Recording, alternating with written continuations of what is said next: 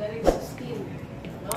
So, pwede rin siya gamitin sa harapan pag gusto naman natin mag-slim, mag-form yung abs natin sa tummy. Okay, nag-ride ng mahaba, nag-ride ng nababasyon kayo, nag-driving na pangakulang. So, naiipit yung bituka natin. Okay, so, tapos habang nag-drive na kumakain, so yun, delikado din. So, kaya ginagawa sa kanya is kinakabit siya sa harapan.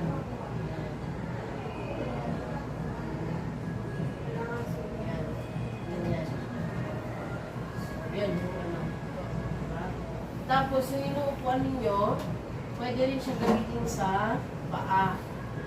Okay, so, ano naman siya. Pag sa paa.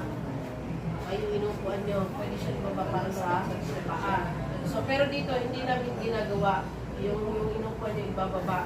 Kasi lahat kayo gumagamit. So, masyadong abala siya kapag ibababa pa natin. Kasi pupunasan, ganyan-ganyan. Kaya yung ginawa ng boss natin, uupuan nyo na lang kaso para sa paa yung nasa likod. So, yun yung trabaho ng machine na to. Okay, so more on nerve and ano siya, or reproductive. Okay, yun yung trabaho ng muscles.